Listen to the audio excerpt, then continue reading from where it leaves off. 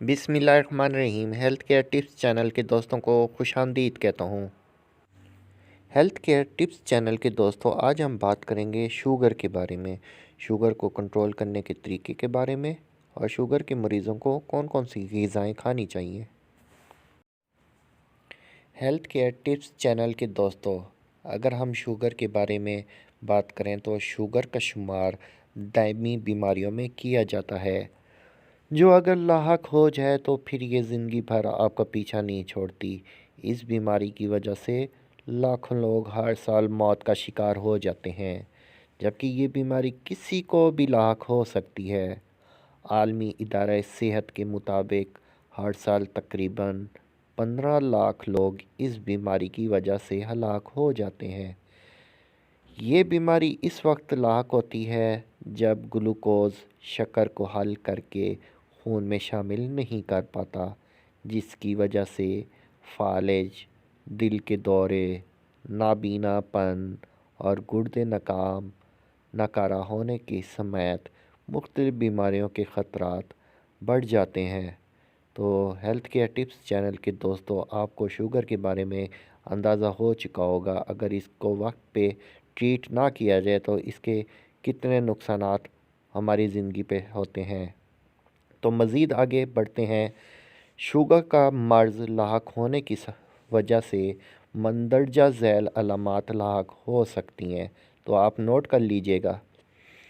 वज़न में नुमाया कमी, मामूल से ज़्यादा पेशाब का आना, ख़ुसूसन रात के वक्त पेशाब का आना, प्यास की शिद्दत में इजाफ़ा, नज़र की कमज़ोरी, ज़ख्मों का ठीक ना होना, भूख ज़्यादा लगना, बहुत ज़्यादा थकावट का एहसास होना, जल्द की खुश्की। हालांकि सर्दियों में जल्द वैसे भी खुश्क हो जाती है, तो वैसे भी जल्द की खुश्की, हाथों या पाँव में सुइयां चुभने का एहसास, जैसे हाथ पाँव सुन्न नहीं हो जाते वैसे सुइयां चुभती हैं, तो वही एहसास।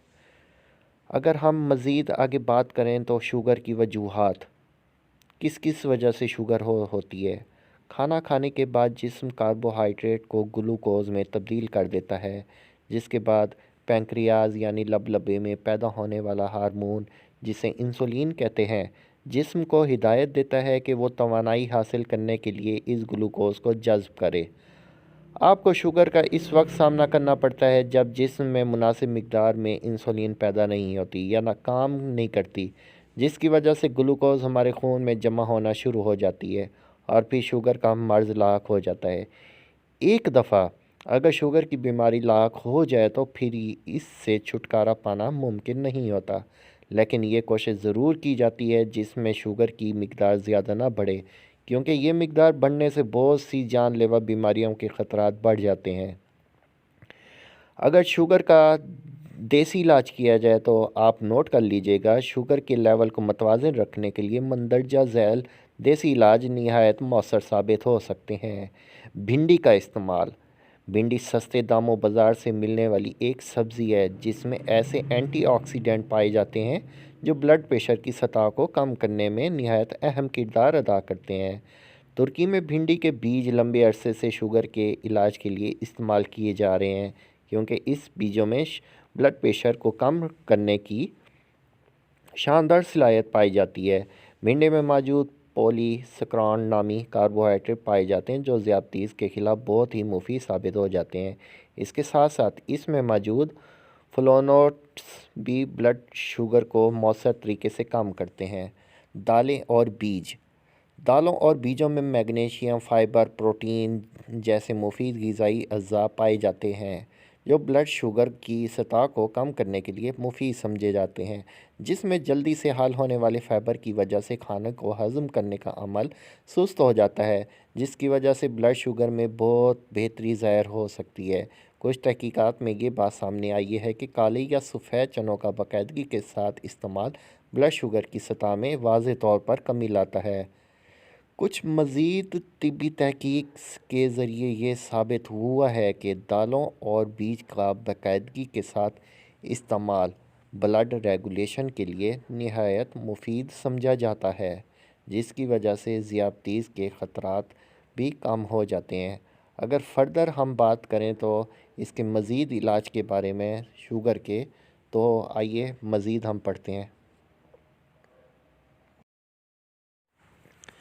اگر ہم السی کی بات کریں تو اب چلتے ہیں علاج کی طرف، دیسی علاج جو دیسی کھانے ہوتے ہیں۔ سب سے پہلے بات کرتے ہیں السی سے بہت سے فائدے حاصل کیے جاتے ہیں۔ السی کے بیج مفید اور صحت مند چکنائی کے ساتھ ساتھ فائبر سے بھرپور ہوتے ہیں، جو بلڈ شوگر کی سطح میں کمی لانے کے لیے اہم کردار ادا کرتے ہیں۔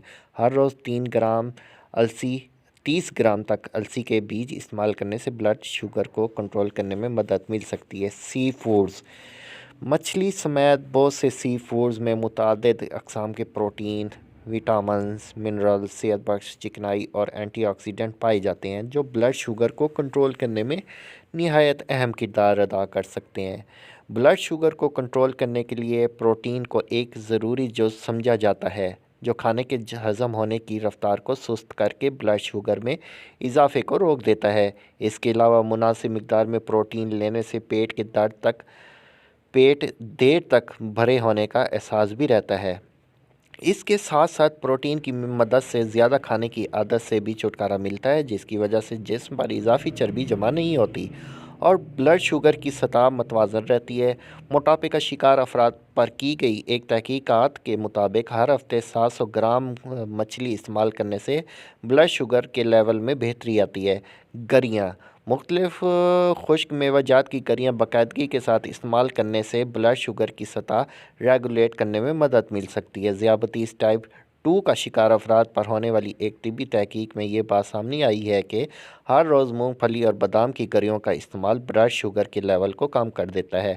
میٹھا کدو اور اس کے بیج، میٹھے کدو میں اینٹی آکسیڈنٹس اور فائبر وافر مقدار میں پائے جاتے ہیں، جو بلڈ شوگر کی سطح کو متوازن رکھنے میں اہم کردار ادا کر سکتے ہیں۔ اس کے ساتھ ساتھ کدو میں ایسے کاربوہائیڈریٹ بھی پائے جاتے ہیں جو شوگر کی سطح کو ریگولیٹ کرنے میں مددگار ثابت ہو سکتے ہیں۔ اس کے علاوہ کدو پروٹین اور صحت بخش چکنائی سے بھرپور ہوتے ہیں، جو شوگر کنٹرول کرنے کے لیے نہایت مفید سمجھے جاتے ہیں۔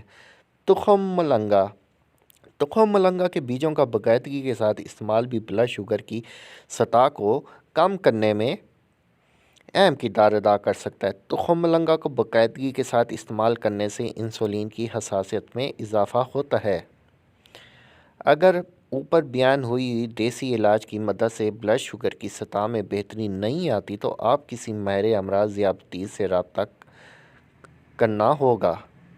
تو ہیلتھ کیئر ٹپس چینل کے دوستوں، آج کی ویڈیو مجھے امید ہے کہ آپ کو پسند آئی ہوگی۔ پسند آئی ہے تو میری ویڈیو کو لائک کر دیجیے گا، میرے چینل کو سبسکرائب کریں اور بیل نوٹیفیکیشن کے بٹن کو کلک کریں تاکہ مزید ویڈیو آپ تک پہنچتی رہے۔ اللہ حافظ۔